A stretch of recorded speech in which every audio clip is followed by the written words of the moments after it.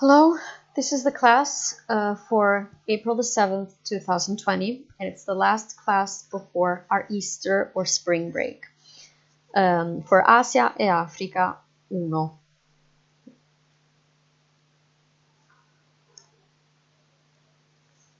We started the second part of your book yesterday, and we were talking about the development and implications and issues. More specifically, we looked at the legacy of colonialism. So how colonialism has left that idea of colonizers as superior and indigenous populations as inferior for their population, culture, and also language. And so that's where all that idea of linguistic insecurity comes from. But we must remember that colonizers or settlers were in essence invaders. And the problem is that English of the local populations is usually indicated as broken English. But at the same time, there's also a second risk that is dealt in the second section that we discussed about losing personal identity. Cultural identity. We did some exercises together about the inferiority complex and about the term native.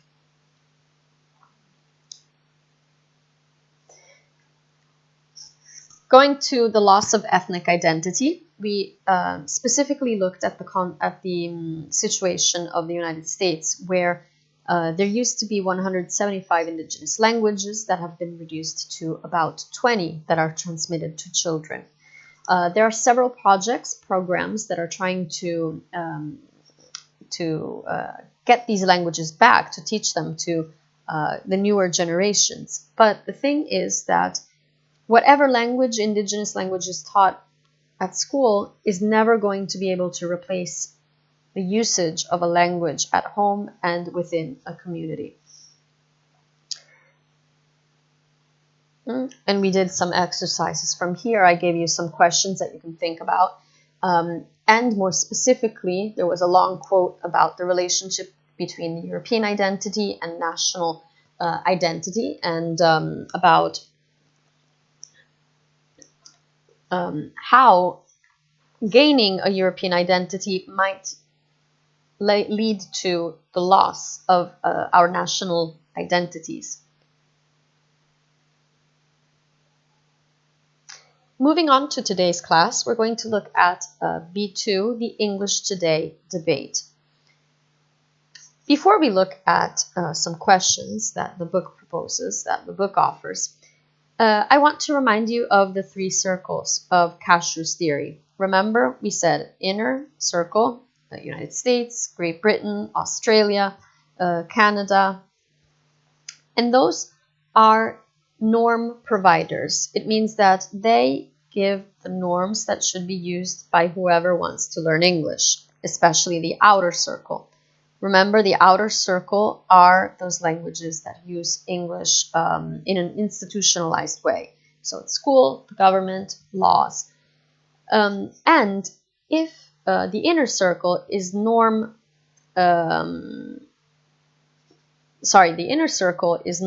provider. The outer circle is a little more creative, okay? It creates some new, some variation in language, whereas the expanding circle is totally norm dependent. The idea is that usually the English that is taught is usually the one that belongs to the inner circle.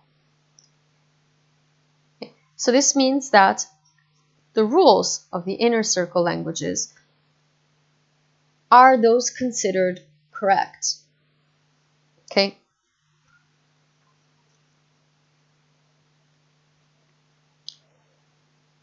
Today's reflection, today's questions are a little longer, and there is an opposition between two scholars' positions, Quirk's position and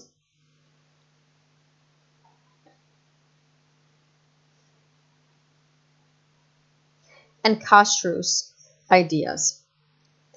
It is a little long, so follow me, and I'll give you every once in a while, I'll give you a break so that you can read it on your own, or if you need to listen to the tape again, you can just rewind it. So they're discussing about the native, non-native distinction, okay, and how non-native Englishes are deficient.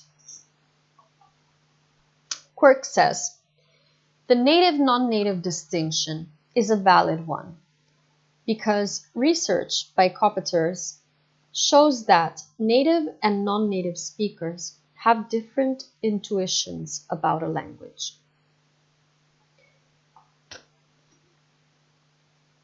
For example, they differ in their judgments of grammatical correctness of sentences. This research finding implies the need for non-native teachers to be in constant touch with the native language. It also implies that natives and non-natives have radically different internalizations of the language, so that it will be unwise to attempt to institutionalize non-native varieties. Okay, take a minute to read this on your own.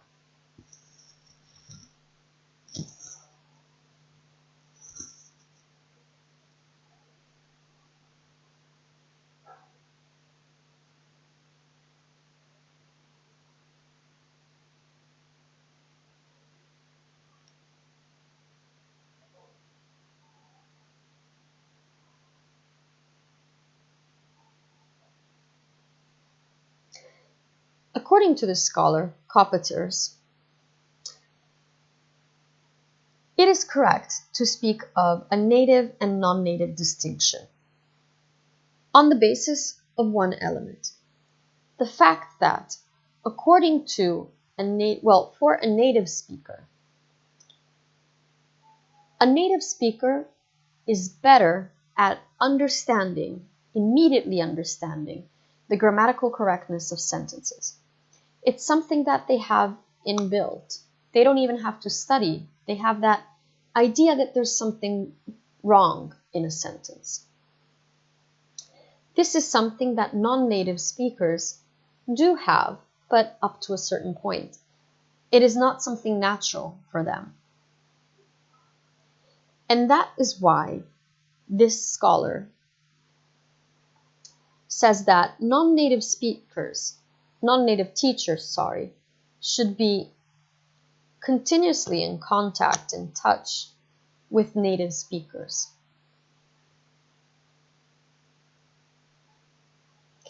He calls them different internalizations. This means that thing that I was explaining before, that non-native speakers do not have that instinct of something that is grammatically correct or incorrect. Okay? Take the case of an Italian, okay? Italian adult that studied grammar many years ago. Even if they don't remember the rule, okay? They're not able to talk about tenses, passato prossimo, passato remoto, imperfetto, whatever. Even if they don't know how to talk about grammar, they have that innate internalization of rules. They know that something is correct or not, even if they're not able to analyze the language.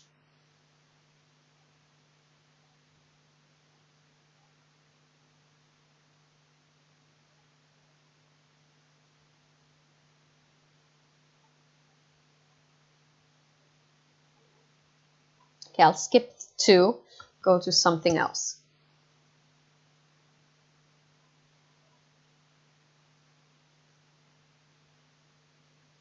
In this other section, he discusses institutionalized languages. And he says, there are no institutionalized non-native varieties of English. Put at its simplest, the argument for institutionalized varieties of English is this. Many Indians speak English. One can often guess that a person is Indian from the way he or she speaks English. India is a free and independent country, as Britain or as America is. Therefore, just as there is an American English, so there is an Indian English on precisely the same equal footing. But in countries where non-native institutionalized varieties are claimed to exist, those in authority tend to protest that these are merely an attempt to justify inability to acquire what they persist in seeing as real English.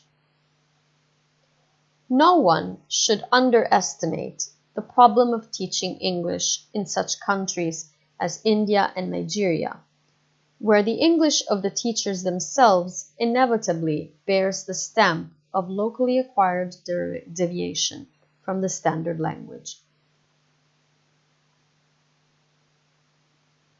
such as, "You are knowing my father, isn't it?"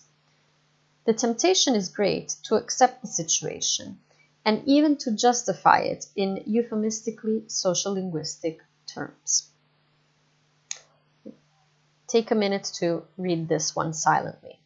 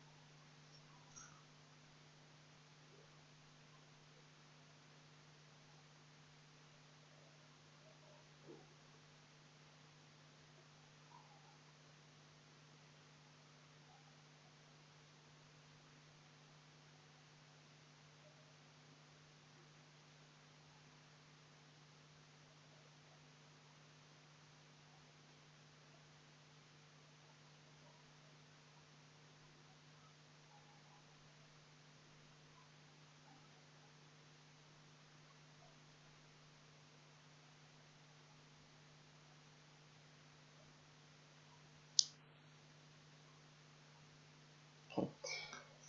So what we can see here is a problem related to teaching. The scholar wonders, the scholar discusses a great temptation.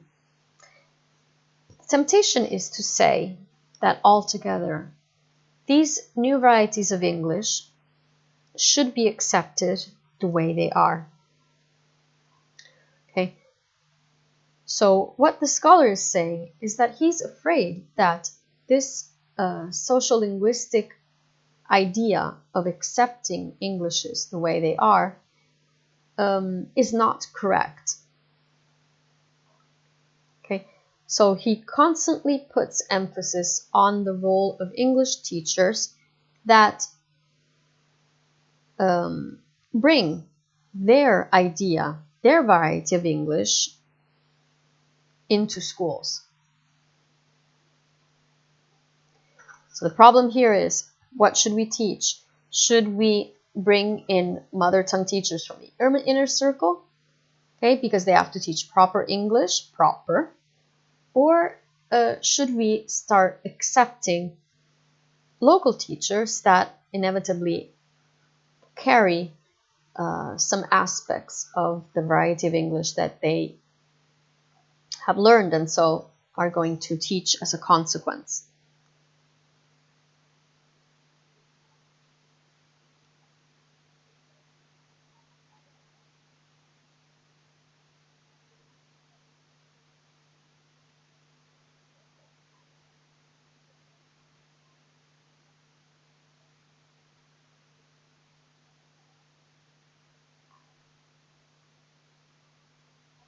And now a reflection on the expanding circle. The teaching of English in the countries of the expanding circle should not involve any conflict over standards, and where it does is a reflection of half-baked Quakery that is mainly perpetuated by minimally trained teachers and academic linguists with little experience of foreign language teaching.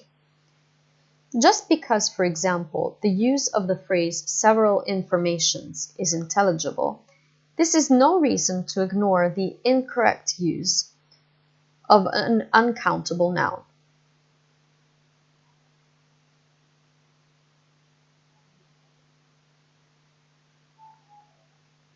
Okay, so again, the problem here is with whatever is different from an inner circle usage of the language. This scholar is concerned with phrases like several informations. Obviously, we understand what the person means, okay, what they want to say. But there's a problem. That informations is not correct according to the inner circle English. So the problem is all about what type of English should we be teaching and learning, be it for the inner circles or for the expanding circles.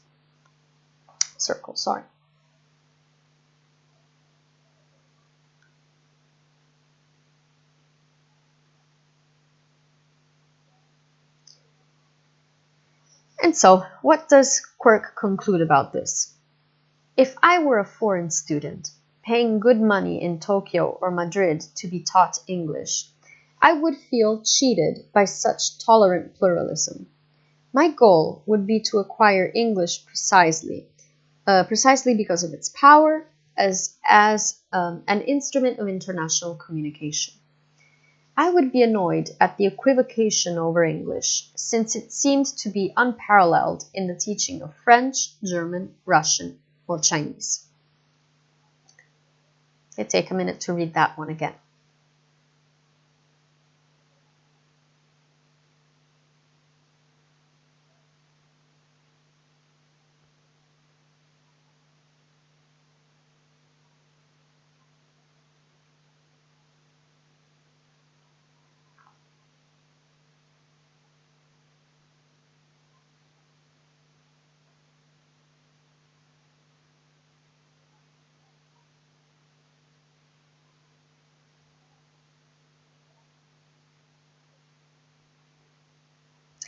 So what does Quirk say, basically? He says that if somebody wants to be taught English, they certainly look forward to learning an English that belongs to the inner circle.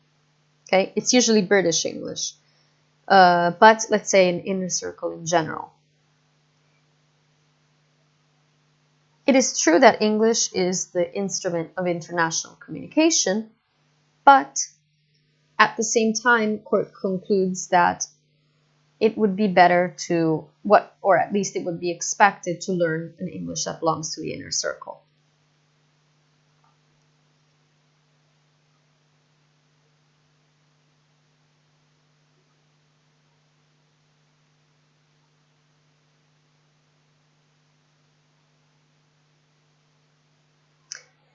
And so, Quirk concludes, it is not easy to eradicate once fashionable educational theories. The effort is worthwhile for those of us who believe that the world needs an international language and that English is the best candidate at present on offer.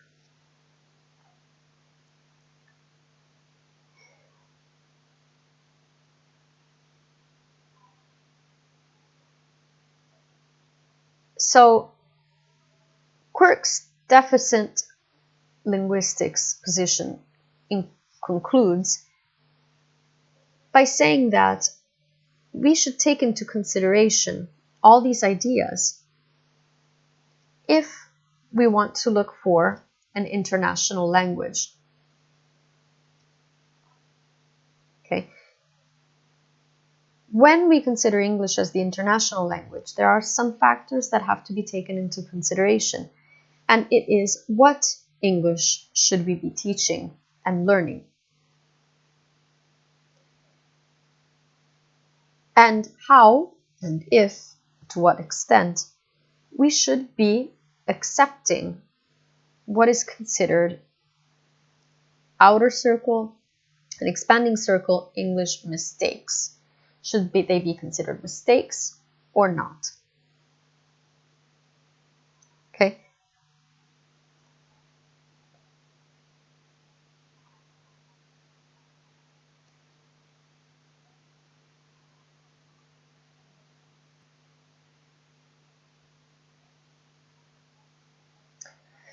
Now let's move forward to the reading on Cashru's position, non-native Englishes as difference. Okay, so while Quirk was talking about deficit linguistics, Cashru considers the idea of Englishes as difference. Just like I did with the first part, we'll read through the paragraph first, then I'll explain it. Well, then I'll give you time to read it on your own, and then we'll get the main ideas. The solution of constant touch with the native language does not apply to the institutionalized varieties for more than one reason. First, the practical reason that it is simply not possible for a teacher to be in constant touch with the native language, given the number of teachers involved, the lack of resources, and the overwhelming non-native input. Second, the functional reason that the users of institutionalized varieties are expected to conform to local norms and speech strategies, since English is used for interaction primarily in international contexts. Okay, read this paragraph first, please.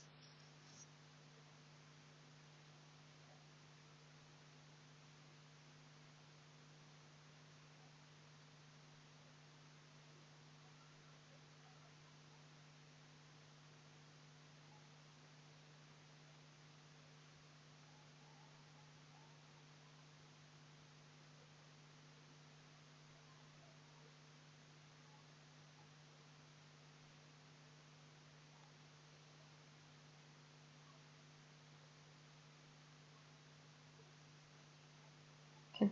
So remember what we said about Quirk suggesting that non-native speakers should be in constant touch with native-speaking teachers. This is not possible in, let's say, the real world, or at least in the outer circle, okay? Because it's just life that you cannot be in constant touch with a native speaker, with a native English teacher, native inner circle English teacher all the time. And then there's several problems with life, so it's just something that is not possible.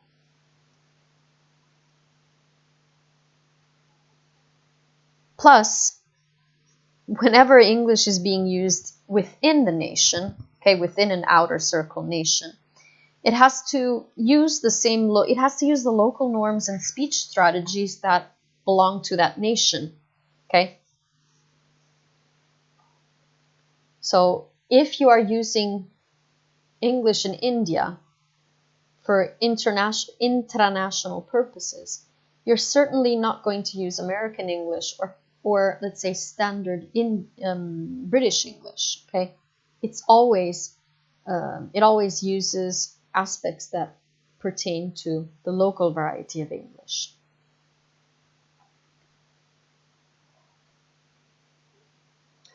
The natives may have radically different internalizations about their L1, but the point is not vital for a rejection of institutionalization. In fact, the arguments for recognizing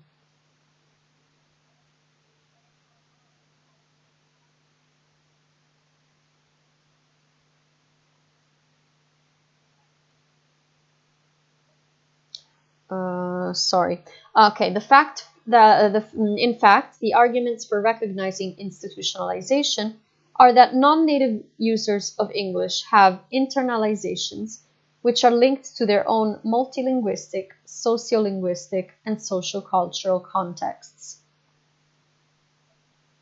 Okay, take a minute to look at that.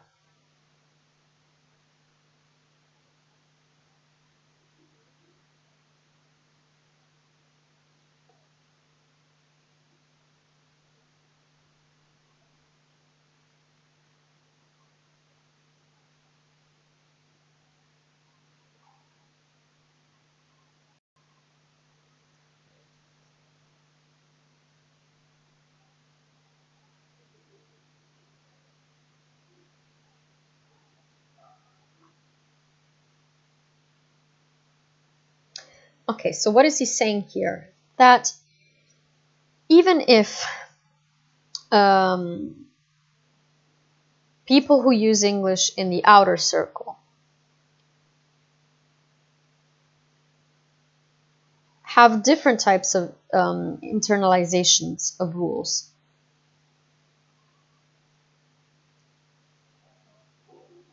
They have skills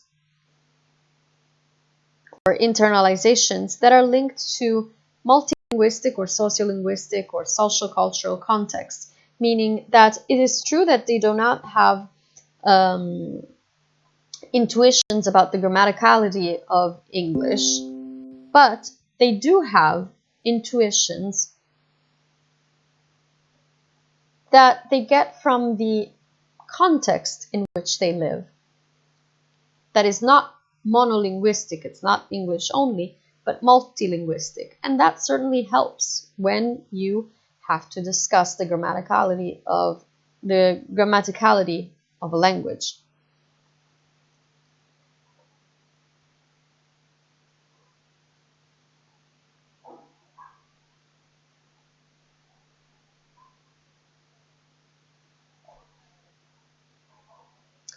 And finally, to conclude on the comparison between the two scholars, Cashrew discusses some fallacies about the users and uses of English.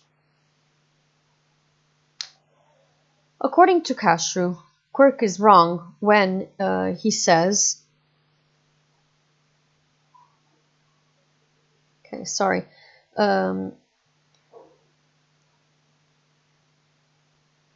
Cashrew says that Quirk is wrong when he says that in the outer and expanding circles, English is essentially learned to interact with the native speakers of the language. The reality is that in its localized varieties, English has become the main vehicle for interaction among its non-native users, with distinct linguistic and cultural backgrounds. Indians interacting with Nigerians, Japanese, Sri Lankans, German with Singaporeans, and so on. The culture-bound, localized strategies of, for example, politeness, persuasion, emphatic communion, transcreated in English, are more effective and culturally significant than are the native strategies for interaction. Take a minute to read this again, okay? So this is what Quirk says, and this is what Cashrew says.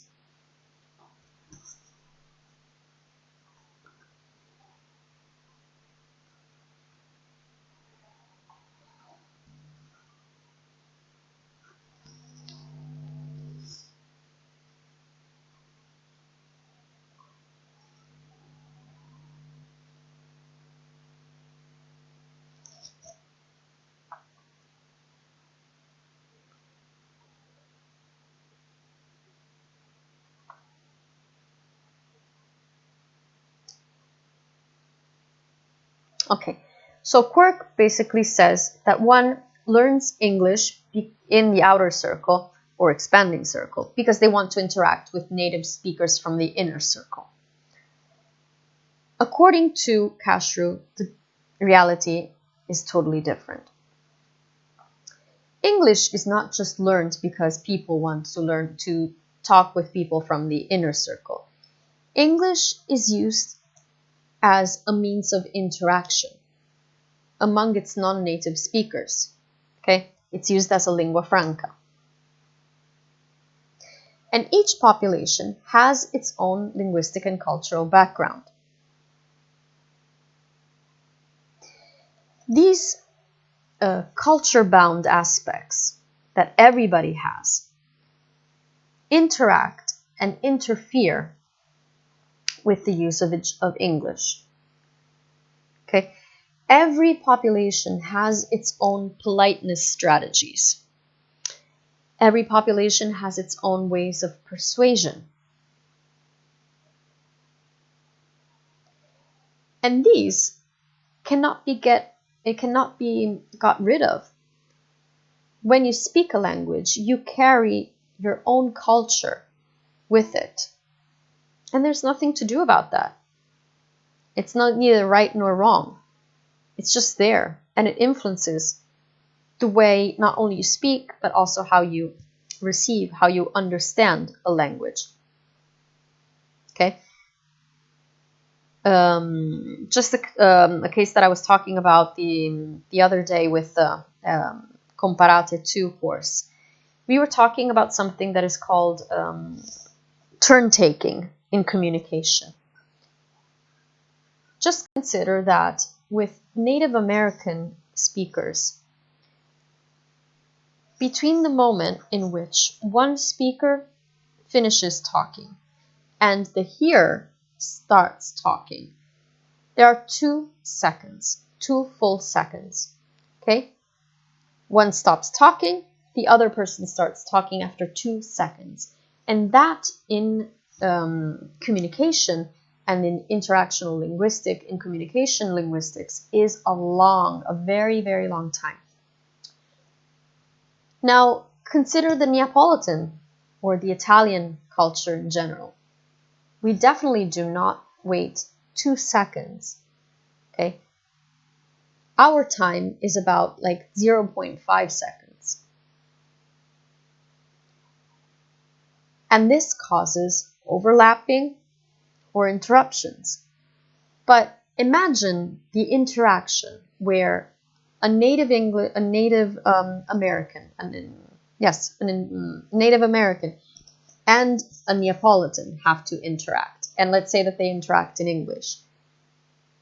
The time that they're going to wait to talk is going to be exactly the same that they wait for in their own culture, in their own language.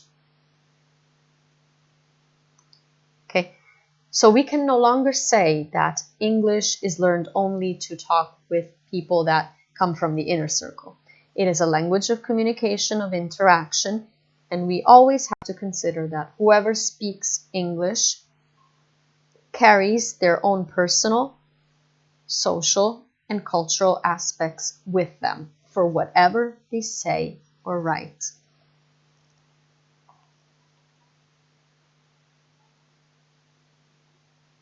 Okay. Second thing that Castro does not agree with for Quirk.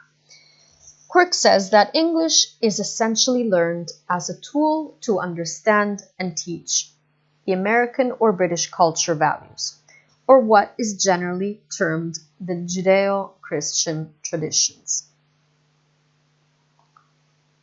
In culturally and linguistically pluralistic regions of the outer circle, English is an important tool to impart local traditions and cultural values.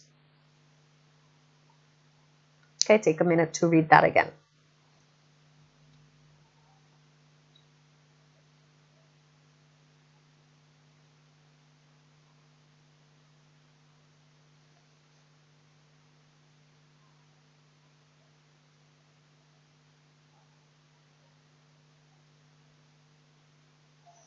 So what is it saying here? According to Quirk,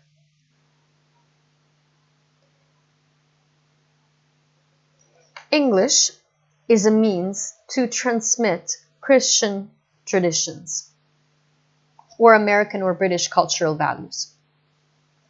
According to Castro, this is no longer the case, because if we consider the cultures that belong to the outer circle and even the expanding circle, but let's focus on the outer circle, English is definitely not based on the Christian traditions or the American and British traditions. It is used, English is used to transmit local traditions, local cultural values. Okay? So it's no longer, English is no longer tightly bound to American, British, Christian values. It has become something else.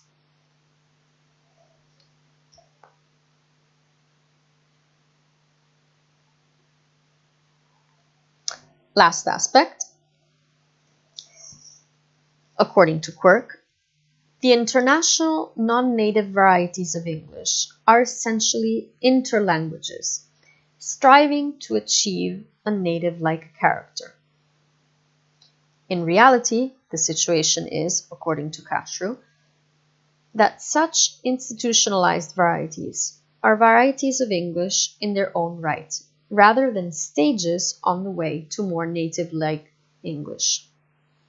Okay, take a minute to read that again silently.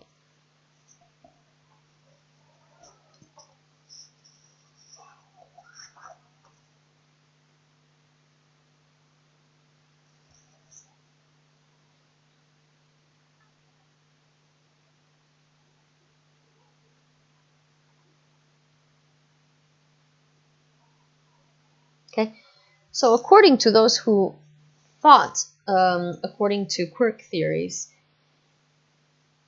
all the varieties of English that are spoken beyond the inner circle are just interlanguages, meaning they are like baby talk. They're like babies who will eventually speak like adults.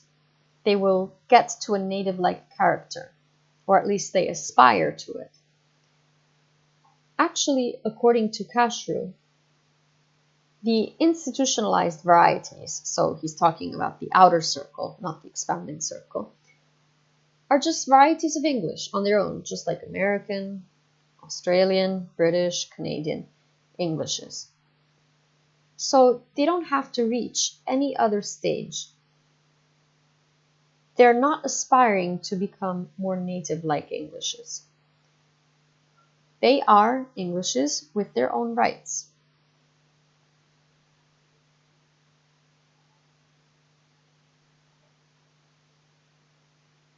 Okay, so let's look at some of the main points that were discussed in the debate between Quirk and Cashrew's ideas.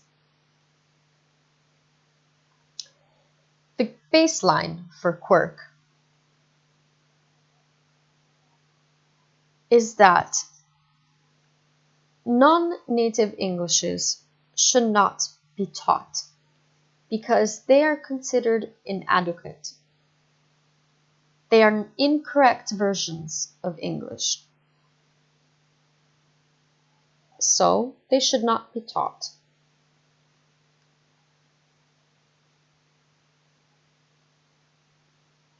Remember that according to Quirk, non-native Englishers are in a deficit condition. Why? Because native and non-native speakers have different intuitions about the grammar. Okay? A native speaker has some intuitions or internalizations of grammar that non-native speakers do not have.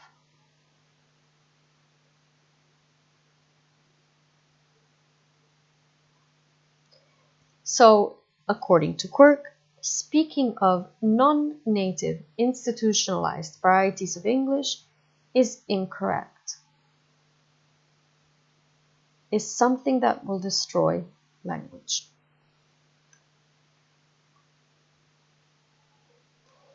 It is better for learners to learn standard inner circle English because only by learning standard Englishes, people will gain the freedom they are seeking. They will get better careers, they will get better status. Therefore, at the level of teaching, teachers should only teach standard inner circle English. Wherever you see the standard English, it's talking about inner circle English.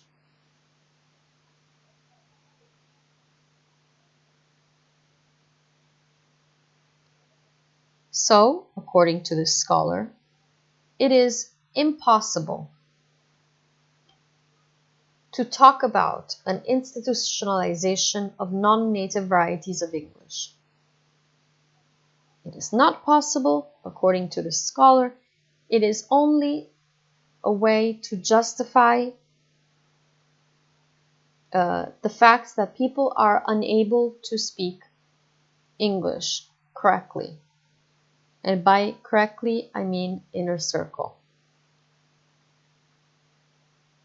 Okay, so they can't learn it, so they institutionalize it the way they learned it.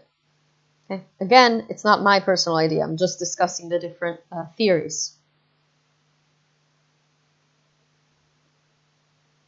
Okay, and he gave you, remember, the idea of the phrase several informations, which we all understand, but is incorrect.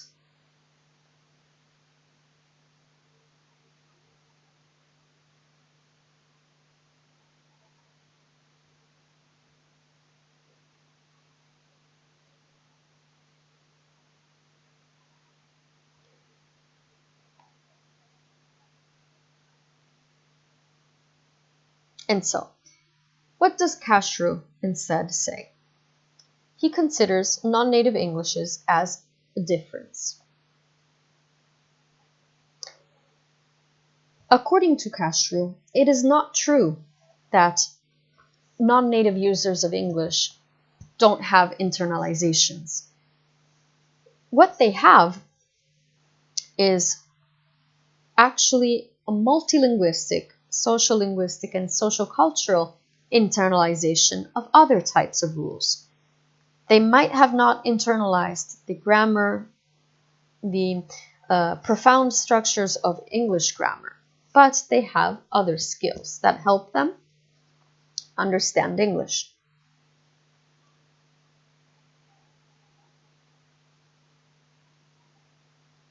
Okay.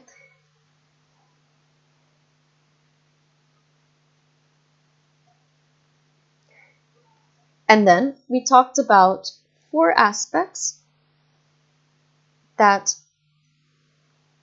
are incorrect according to Cashrew. English is not learned only to speak with native speakers. It is used as a lingua franca. So it's a language of communication and interaction. It is not true, point 2, it is not true that English has to be learned to convey the American and British cultural values. Okay? It is also used to convey values of other cultures.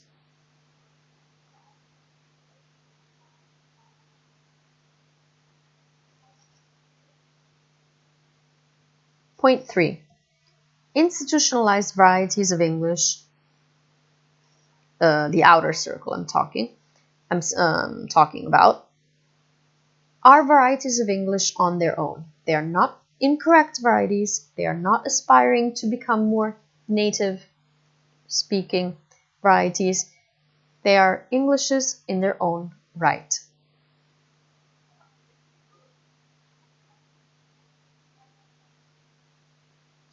Point number 4 that I didn't discuss earlier. Cashrew says that we have to get rid of the sacred cows of English. What does this mean? We've always considered, according to the scholars, we've always considered British English, American English as something sacred that cannot be touched, that should not be changed. According to this scholar, we have to get rid of this idea and look at English as a language that is used throughout the whole world. And this means that it's going to get into contact with all the cultures that are possible to encounter. and each culture is going to leave a trace within the language.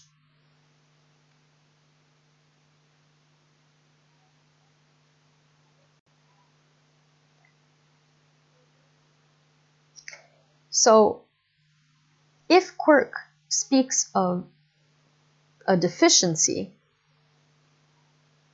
Castro says that it's better to speak of difference that is due to identity, creativity, and linguistic contact.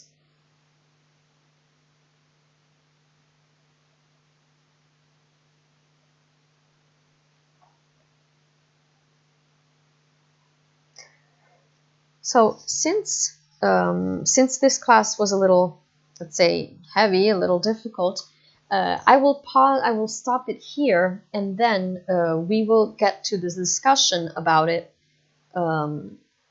later on during another class. Okay.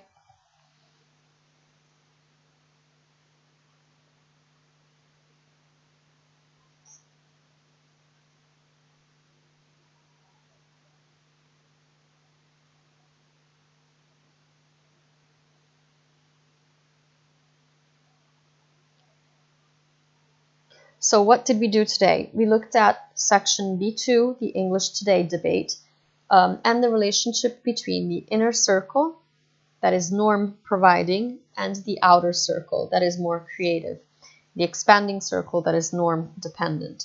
We looked at a debate between two scholars, Quirk and Cashrew, where Quirk considers non-native Englishes as deficient, okay, meaning they're lacking something, and we did all the discussion point by point over here, so you can read it on your own again if you need to. And Cashrew's position that looks at non-native Englishes as difference. They're lacking nothing at all. They're just indicating the difference of English that is used throughout the world and that is influenced by the cultures that it encounters.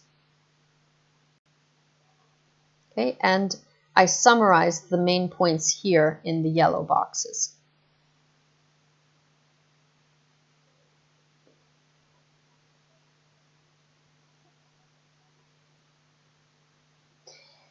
Now, last thing for today, we'll watch a song. One of the songs that you proposed is Beyoncé's Flawless. Okay. So I'll read the lyrics for you and then leave the link in the comment box as usual. So, your challengers are a young group from Houston. Welcome Beyoncé, Lativia, Nina, Nikki, Kelly, and Ashley. The hip-hop rapping, girls' time. I'm out that H-town. H stands for Houston. Coming down. I'm coming down, dripping candy on the ground. Dripping candy on the ground means that this girl has a car con una pittura, un coating molto lucido, okay? That's why it says that it's dripping candy on the ground. H-town, and coming down. Coming down, dripping candy on the ground. I know when you... Sorry for that. I know when you were little girls, you dreamt of being in my world. Don't forget it, don't forget it. Respect that. Bow down, crown. I took some time to live my life. But don't think I'm just his little wife. Don't get it twisted, don't get it twisted. This is my SH, bow down, crown. H-town, vicious, H-town, vicious. Okay, then it repeats. We teach girls to shrink themselves, to make themselves smaller. We say to girls, you can have ambition, but not too much. You should aim to be successful, but not too successful. Otherwise, you will threaten the man, because I am female, I am expected to aspire to marriage. I'm expected to make my life choices, always keeping in mind that marriage is the most important. Marriage can be a source of joy and love and mutual support. But why don't we teach girls to aspire to marriage, and we don't teach boys the same? We raise girls to see each other as competitors, not for jobs or accomplishments, which I think could be a good thing, but for the attention of men. We teach girls that they cannot be sexual beings in the way boys are. Feminist, a person who believes in the social, political, and economic equality of the sexes. You wake up flawless, post up flawless, riding round in that flawless. Flossing on that flawless, this diamond flawless, my diamond flawless. This rock flawless, my rock flawless. I woke up like this. I woke up like this. Sorry. We flawless. Lady tell him, I woke up like this. I woke up like this. We flawless. Ladies tell him, say, I look so good tonight. Oh, damn, damn. Say, I look so good tonight. And I want you to notice the accents that you hear in this song. My mama taught me good home training. My daddy taught me how to love my haters. My sister told me I should speak my mind. My man made me feel so goddamn fine.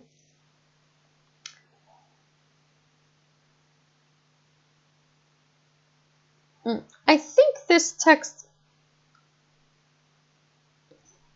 well, it misses some parts because I read the lyrics somewhere else. So I think it's been censored, but because it's like bow down bitches, something like that. But anyway, let me go to YouTube, find the link, and post it for you.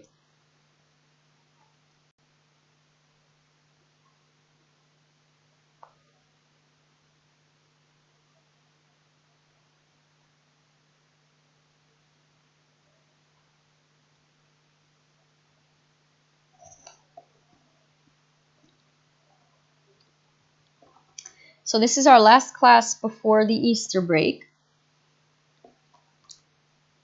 And if you need help, just send me a message either to my email or just post it.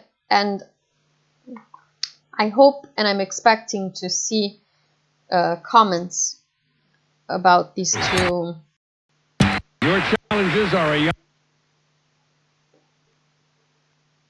I hope you'll add some comments because, it's good practice for your exam.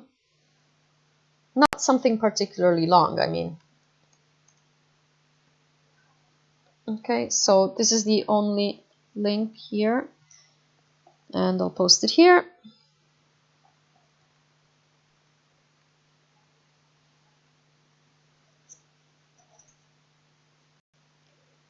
Okay, so thank you very much for attending this class, and see you not next Monday and Tuesday, but the week after, which is, give me a second, the 20th. Okay, so see you back on April the 20th. Have a nice Easter break or spring break. Take care, stay so healthy and safe. Bye.